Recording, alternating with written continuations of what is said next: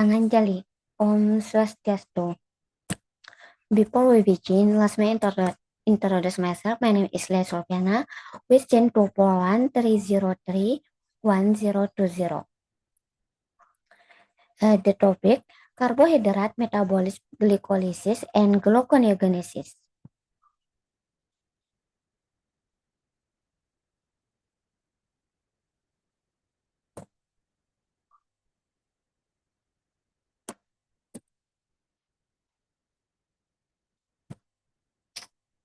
Ah,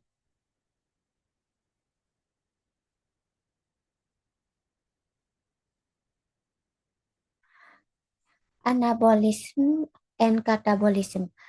Uh, Definition. Point one, anabolism is the process of building complex molecules from simpler molecule and requires energy. Point two, catabolism is the process of breaking down complex molecule into simpler molecule and release energy. B. Example. Point First, anabolism. Glycogen synthesis from glucose dalam kurang glycogenesis. Second, catabolism, breakdown of glucose into pyruvate during glycolysis.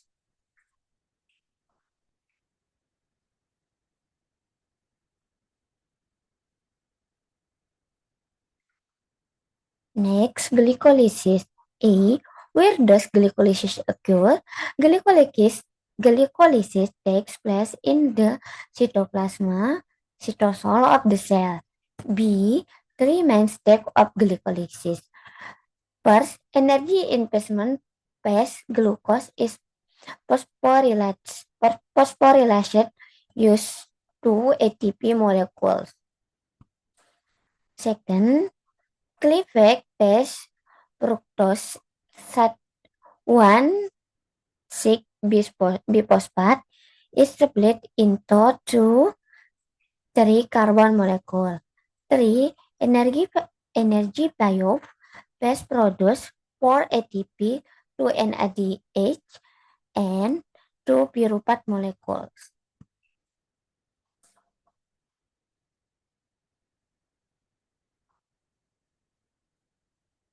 Next, why can glycolysis occur under both aerobic and anaerobic conditions? Glycolysis does not directly require oxygen because all reactions occur in the cytoplasm and are catalyzed by cytosolic enzyme. Therefore, glycolysis can process in both aerobic and anaerobic conditions. The difference lies in the subsequent path of pyruvate and NADH. Next, maintaining blood glucose during fasting. A. With metabolic pathway is responsibility jadi gluconeogenesis. B. From which compound can glucose be synthesized? First, glucogenic amino acid. Second, lactate. Three, glycerol. Next. Differences between glycolysis and gluconeogenesis. Aspek yang pertama dari aspek fungsi. Glycolysis breakdown glucose to produce energy. Sedangkan gluconeogenesis yaitu sintesis glucose. Terus dari aspek main organ dari glycolysis itu most body cell, especially muscles. Sedangkan dari gluconeogenesis yaitu liver and kidneys. Terus dari aspek yang ketiga ada direction of reaction. Glycolysis, glukos, piruvat. Sedangkan gluconeogenesis kebalikannya itu piruvat, glukos. Next, aspek yang keempat yaitu energy recruitment. Glycolysis produces ATP. Sedangkan gluconeogenesis yaitu konsumen ATP. Aspeknya Aspek yang terakhir, last aspek, yaitu metabolic types. Dari glycolysis, typesnya itu catabolic pathway. Sedangkan gluconeogenesis yaitu anabolic pathway. Next.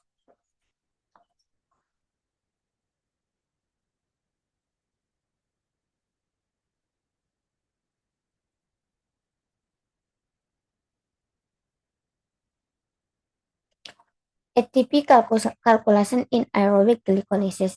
ATP consumption hexokinase steps sama dengan 1 ATP, terus fosfoproteokinasenya itu atau VFK step sama dengan 1 ATP juga. Jadi total ATP konsumennya itu ada 2 ATP.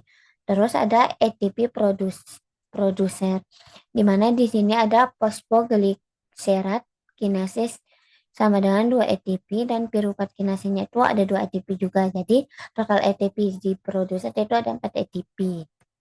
Nah, ini dia perhitungannya bisa dilihat.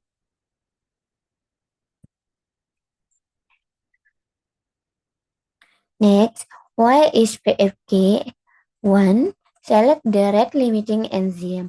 Phosphorubdokinase atau biasa disebut dengan PFK catalyzes the conversion of fructose 6 phosphate to fructose 1.6 biphosphate. This reaction is yang pertama irreversible, second slower than many other glycolytic reaction. 3. The major regulatory step controlling the overall rate of glycolysis. 3. For PFK1 is known as the rate limiting enzyme of glycolysis.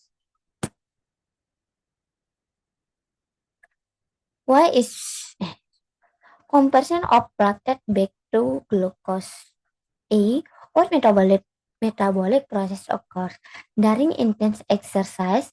Mostly cells perform anaerobic glycolysis, producing lactate. Lactate is transported through the bloodstream toward the liver, where it is converted into pyruvate and then back into glucose through gluconeogenesis. B. What is the name of the metabolic cycle? Jadi is the name the Cori cycle.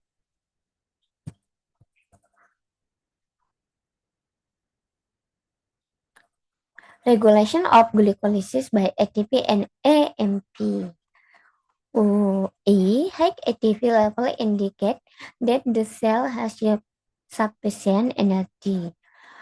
Point 1, ATP acts an allosteric inhibitor of PFK1. Second, glycolysis slows down. B. High AMP level indicate that the cell is low in energy. First, AMP acts an allosteric. Terima kasih. Saya tutup dengan para mesanti. Om Santi Santi Santi Om.